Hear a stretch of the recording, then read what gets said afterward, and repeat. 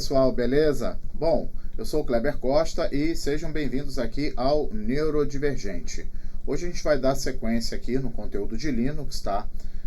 Nós vamos começar a trabalhar na Shell, começar a utilizar comandos aqui na Shell.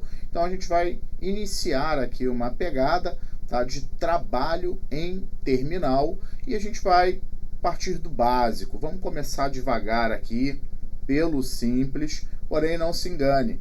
Muitas vezes os problemas mais complexos são resolvidos com as soluções mais simples, ok? Então essa base de conhecimento aqui, ela vai fundamentar o teu uso, né, a tua administração de ambientes Unix-like / Linux, beleza? Então vamos começar aqui, vamos logo partir aqui, né, para a parte mão na massa, mas não se esqueça, tá, de já curtir esse vídeo, isso é muito importante, tá? Preciso que você curta esse vídeo, que você se inscreva no canal, que você compartilhe esse conteúdo, tá bem? E vambora, me segue aí.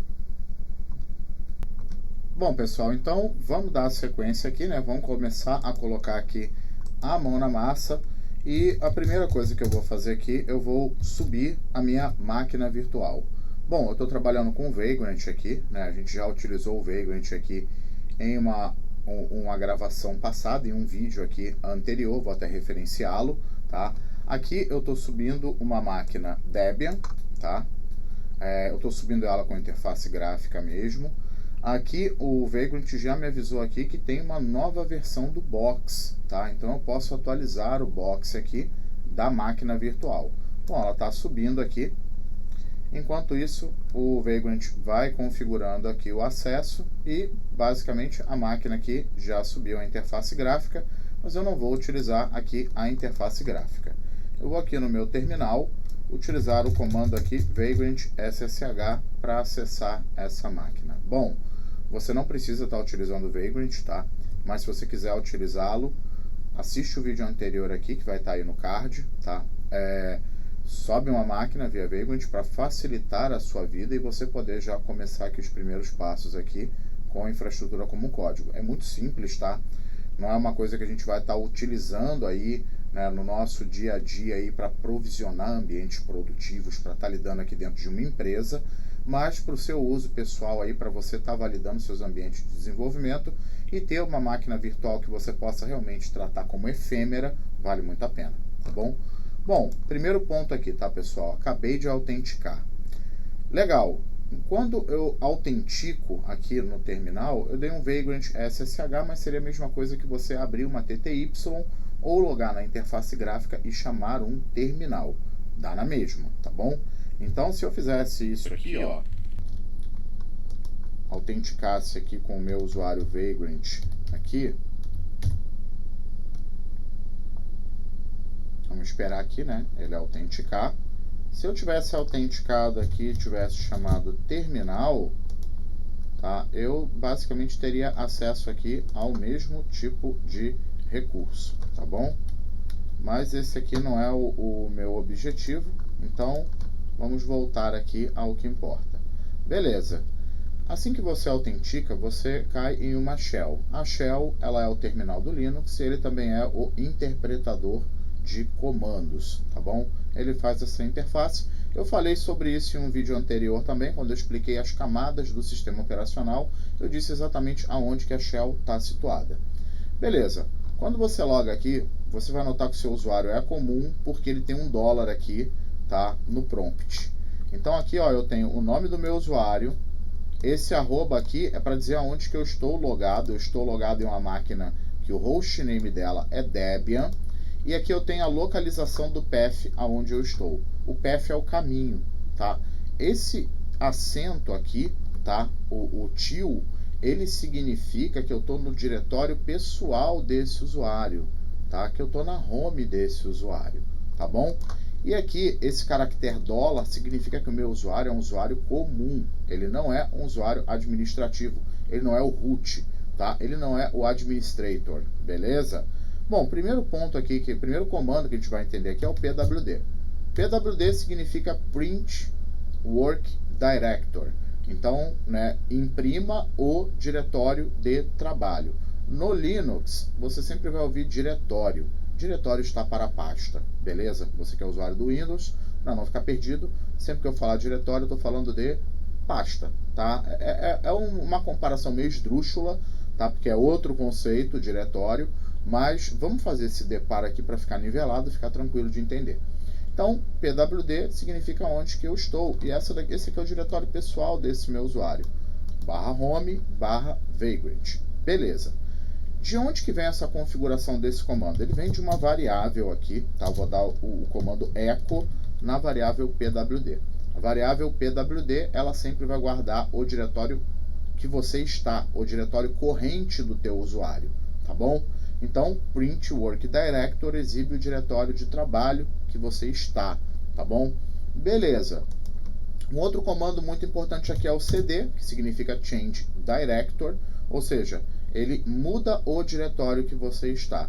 E aí no Linux, tá? Ou no Windows, em qualquer sistema operacional, Mac, qualquer um que você usar, vai existir um conceito chamado caminho absoluto e caminho relativo, tá bom? Então, nesse momento, eu estou no /home vagrant. Se eu der um cd aqui e ir para o /home, eu estou digitando um caminho absoluto, é o caminho completo. O barra é a raiz do sistema. Eu vou entrar no diretório que é a raiz do sistema e vou entrar em um subdiretório chamado home. Pronto, entrei. Se eu rodar aqui o pwd, eu estou no /home. Se eu quiser agora utilizar o outro conceito que nós chamamos de caminho relativo, significa que eu vou entrar em algum local baseado no caminho que eu já estou. Então, relativo ao local que eu me encontro no sistema, eu quero ir para outro lugar. Então, por exemplo, o caminho relativo aqui seria cd vagrant, né? Porque dentro do home existe um diretório chamado vagrant. Então, fui para esse diretório. Se eu rodar um pwd, eu estou no /home vagrant. Outra forma de utilizar caminhos absolutos e relativos. Eu vou entrar num diretório muito importante aqui chamado /var /log, onde ficam os logs do sistema, beleza? Então, ó, entrei no /var /log e aqui eu utilizei um caminho absoluto, cd /var /log. Agora, se eu quiser utilizar um caminho relativo para voltar, por exemplo, para a home do meu usuário, o que eu posso fazer? cd ponto. O ponto significa que eu vou retroceder um nível na hierarquia de diretórios. Então, se eu estou dentro de /var /log, eu vou voltar para o var, beleza? Coloco uma barra aqui, então vou voltar para o var. Mas eu quero ir para o /home, então o que eu vou fazer? Mais ponto. Então eu vou retroceder o log, retroceder o var e vou cair na raiz. E aí, beleza, lá dentro da raiz eu sei que existe o home. Então, pronto. Fui para o /home. Se eu rodar o pwd, tá aqui, eu também consigo visualizar o path de onde eu estou por aqui, tá? Então, isso daqui é um caminho relativo ao meu posicionamento naquele momento ali. Naquele momento eu estava dentro do /var /log e eu quis me mover aqui para o /home e relativo ao posicionamento do meu usuário na estrutura de diretórios do Linux, que era /var /log, eu retrocedi aqui dos diretórios, log e var, e entrei dentro do home, beleza? Então, basicamente, caminho relativo é isso aqui, caminho absoluto seria aqui, ó, usr share locale, por exemplo, tá? Beleza, isso é um caminho absoluto. Se eu quiser usar um caminho relativo para entrar dentro do share, aqui automaticamente o sistema sabe que eu estou saindo do locale, né? E agora eu posso aqui, ó, com tab, eu poderia ver todo o conteúdo que tem dentro do share, mas não precisa. Eu vou entrar aqui no doc, por exemplo. Eu vou retroceder um nível e vou entrar em doc. Pronto. Tá? Então, caminho absoluto, caminho relativo, beleza? Agora, uma coisa legal. Eu usei aqui o Ctrl L para limpar a tela, tá? Mas eu poderia ter digitado o comando clear, que ele também limpa a tela, o clear. Tá? Mas o atalho é Ctrl L. Então, vamos partir do princípio que eu estou aqui no pwd, que eu estou aqui no usr share doc, né? Rodei o pwd para validar o meu local. Vamos imaginar que eu quero voltar para o último diretório que eu estive, mas eu não sei como. Eu vou rodar o cd hífen. O que isso daqui faz, pessoal? Isso daqui acessa uma variável que guarda o último diretório que eu estive antes de acessar o diretório corrente, o diretório atual. Quem é essa variável? É o old pwd, tá? Tá aqui, ó. Se eu der um eco no old pwd, ele vai dizer aqui que eu estava dentro do diretório doc. Então, aqui a gente consegue, né, retroceder pro último diretório que você esteve, tá? Aqui eu posso fazer um ping-pong, né? Antes eu estava no usr share doc, agora eu estou no usr share locale. Se eu dar um cd hífen, eu volto para o doc. Se eu rodar um cd hífen de novo, eu volto para o locale. E essa configuração, como eu disse, ela está dentro da variável old pwd, beleza? Então aqui a gente entendeu o comando cd, e aí entra a questão, e se eu quiser praticidade? Se eu quiser voltar para o meu diretório pessoal, qual o comando que eu rodo? Eu vou rodar o cd puro, desse jeito aqui, ó, e automaticamente eu vou ser direcionado para o usuário, para o diretório pessoal do meu usuário, beleza? Então beleza, eu estou lá no /home Vagrant. Maravilha. Existem outras formas também de fazer isso, tá? Você poderia dar um cd till, também vai retornar você pro diretório home do teu usuário, tá bom? E aí, beleza, entendemos o comando pwd, print work director, entendemos o comando cd, change director. Quais são os outros comandos aqui que são muito importantes aqui da gente entender? Vamos pro ls, tá? O ls é o comando que lista o conteúdo do diretório corrente ou de subdiretórios, tá? Então aqui, ó, se eu rodo um ls, como eu tenho interface gráfica instalada nessa máquina virtual, eu vou visualizar aqui, ó, o desktop, documents, downloads e por aí vai. Todas as pastas que estão lá no diretório do meu usuário, beleza? Tranquilo. Se eu quiser olhar um pouquinho mais a fundo e entender quais são os arquivos ocultos que estão aqui, igual no Windows, tá? Também existe arquivo oculto. Acontece que no Linux eles são precedidos por um ponto, tá bom? Então, ó, ls-a tá aqui. Eu tenho um arquivo oculto bash history, bash logout, bash rc, les hst.profile. Esses são os arquivos ocultos que eu tenho aqui. Eu tenho diretórios ocultos. Eu tenho aqui um diretório de cache, um de configuração, um de chaves criptográficas aqui do GNU-PG, um de local, né, .local, que tem configurações também, e um de SSH aqui, né. Esses diretórios ocultos, eles contêm configurações que não seriam interessantes estar ali sendo exibidas na parte gráfica para o usuário, por isso eles são ocultos, tá? Então, ls-a, eu visualizo arquivos ocultos. ls normal, em qualquer diretório, eu vou visualizar o conteúdo desse diretório, contanto que o meu usuário tenha permissão de leitura, tá, nesse diretório, tá? A gente vai falar de permissão em um vídeo mais na frente, tá? E aí, legal, né? Agora, e se eu quiser uma listagem mais profunda? Eu quero entender, de fato, quem criou esses arquivos? Qual é o tempo de vida deles, né? Eu vou utilizar o ls-l, que é a listagem longa, tá?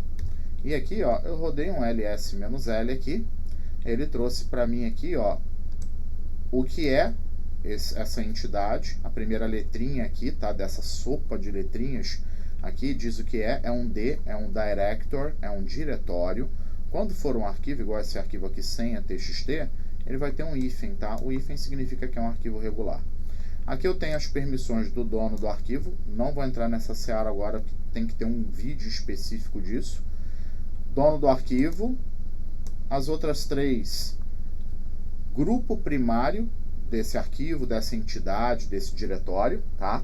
E por último, as permissões de outros, né, que seriam pessoas que não são nem o dono e nem pertencem ao grupo primário do arquivo da entidade que está sendo observada, tá? Só para facilitar, R, read, permissão de leitura, W, write, permissão de escrita, e o X, permissão de execução, tá bom? Então o Linux ele tem essas atribuições para o dono, para o grupo primário da entidade e para os outros usuários que podem interagir ou não com essa entidade. Esse modo aqui ele também tem a forma octal dele, tá? Que é 421, tá? Leitura equivale a 4, W equivale escrita, né? Que é o W equivale a 2 e o X, que é o bit executável, equivale a 1. Mas a gente vai ter um conteúdo específico disso. Então tem aqui o permissionamento e o que é a entidade de fato, tá? Aqui eu tenho o número de referências a essa entidade, tá? Dentro aqui do meu file system, tá? A gente entra nisso também um conteúdo mais à frente, que eu vou falar aqui sobre hard link e soft link, tá bem? inode, tudo isso, tá bom? Aqui eu tenho o dono, eu tenho o grupo primário, eu tenho o tamanho desse arquivo aqui, tá? Em bytes, e eu tenho a data de criação, arquivo ou diretório, seja lá o que for. Então aqui eu consigo fazer uma listagem longa, e se eu quiser fazer essa listagem olhando arquivos ocultos, é só adicionar o A.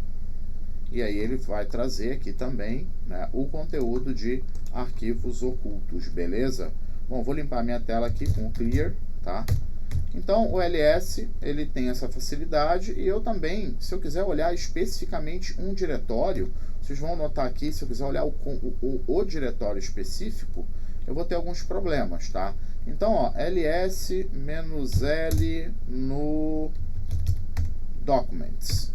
Não tem nada lá dentro, né? Então ele não trouxe nenhum conteúdo. Eu vou olhar para um lugar mais interessante. Vou olhar para a raiz, né? Ele trouxe aqui a raiz. Beleza. Então eu vou olhar aqui para a raiz e para o etc, tá? ls-l barra etc. Trouxe muito conteúdo, né?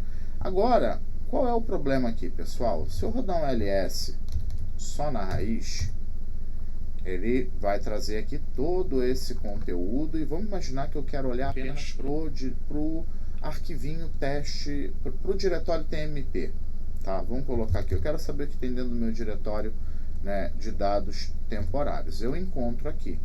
Mas se eu quisesse listar a raiz e entender somente as permissões do /tmp, eu não consigo de forma prática, porque ele traz todo mundo.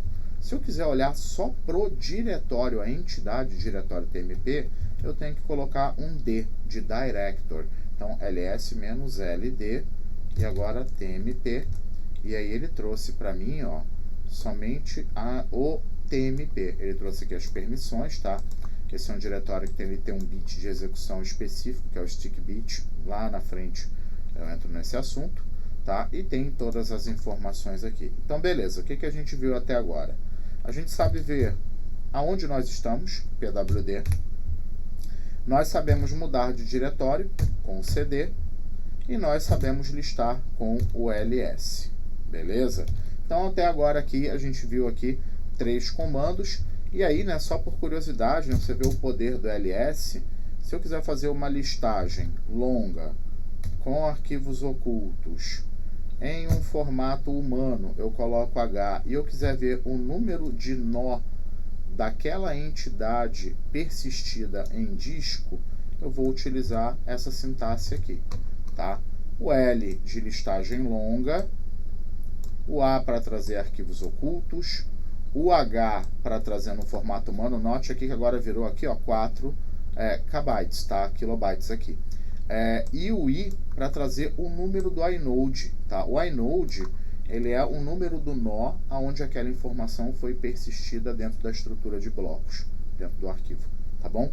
Então, beleza, né? Então a gente já viu esses 3 comandinhos aqui, pwd, cd e ls. Agora vamos começar a entender aqui como que a gente lida com o usuário e o processo aqui de privilégio, tá? Então eu estou com o usuário Vagrant. É muito comum, hoje é muito disseminado o comando sudo, e o comando sudo ele permite que você possa escalar privilégio.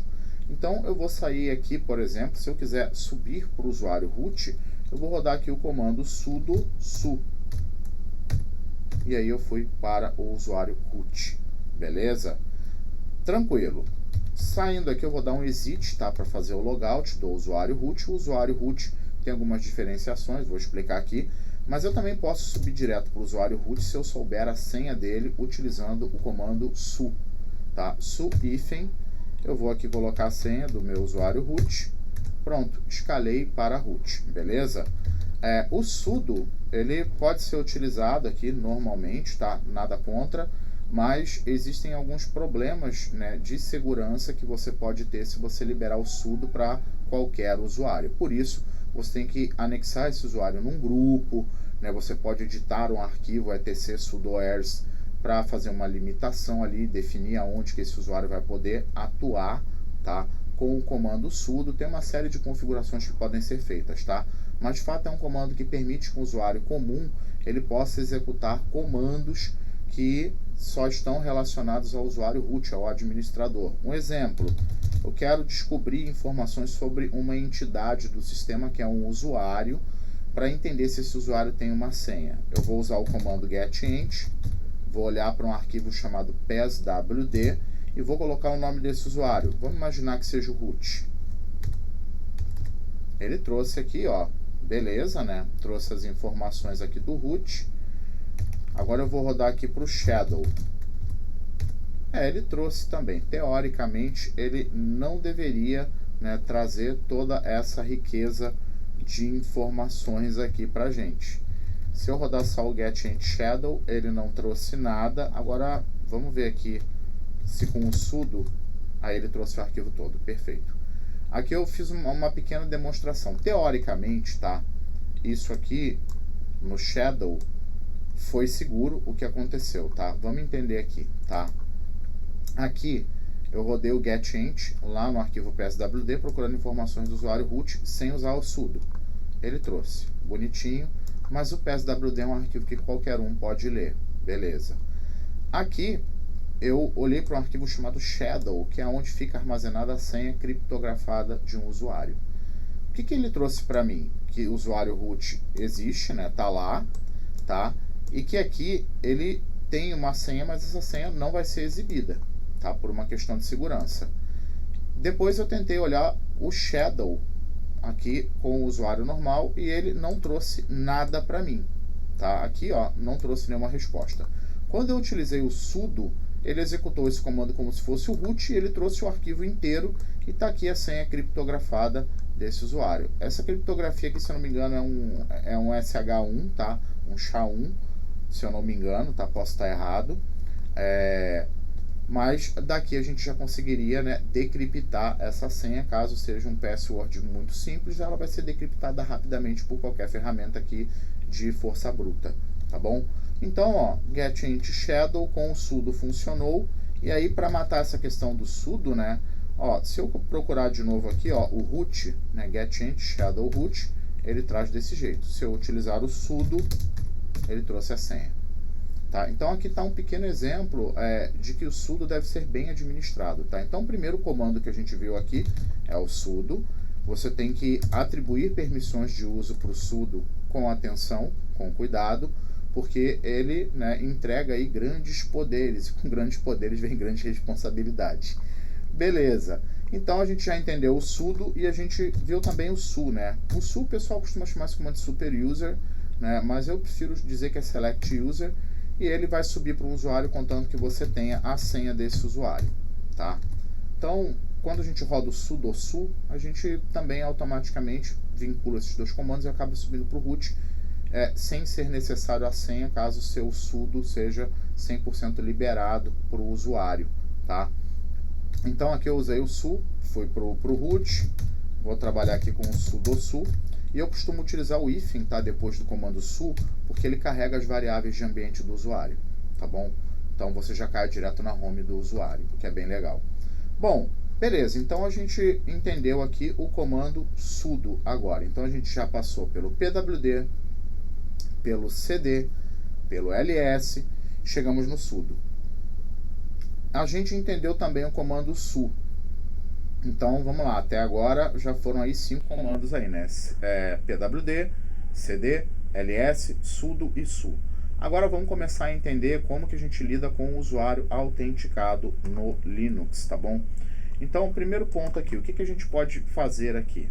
Eu vou começar com um comandinho bem básico aqui, que ele é muito importante, que é o uptime. Ele vai dizer para a gente há quanto tempo a máquina está ligada, né? O horário corrente, 18, 24, 37, a máquina está ligada a 23 minutos, tá? Nesse caso aqui, ó, 18 e 24, a hora corrente, mas não está atualizado aqui o horário, o fuso dessa máquina. Então aqui eu estou em GMT, né? Na verdade agora são 3 e 24, né, quando esse comando aqui foi rodado. A máquina está ligada a 23 minutos, tem 3 usuários autenticados e o balanceamento de carga de CPU dos últimos 5, 10 e 15 minutos está exposto aqui, tá bom? Beleza, maravilha. Então eu já sei quanto tempo a minha máquina está ligada. Agora vamos conhecer um comando aqui chamado whoami, tá? Esse comando aqui, se você rodar ele vai dizer quem você é no momento. No momento eu sou o usuário root, tá? Então whoami, basicamente é isso. Eu vou falar whoami, tá? Para simplificar. Então whoami diz quem você é no momento. Mas se você quiser saber qual foi o início de sessão desse usuário, que hoje é o root, você pode rodar o comando who. O comando who, ele é bem interessante porque ele vai dizer quem de fato está autenticado no sistema. Ele entendeu aqui que existe autenticado um usuário chamado Vagrant. Ele está autenticado em um terminal, em um PTS aqui.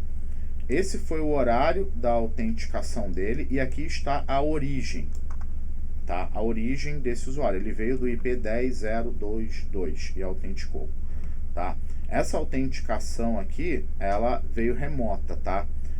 Veio de SSH. Aqui, por isso que tem um IP aqui, tá? Eu tenho um outro usuário chamado Vagrant que está autenticado em um TTY2. Lembra que eu expliquei para vocês no vídeo anterior que a camada que suporta o GDM, que faz a autenticação na interface gráfica, é o TTY?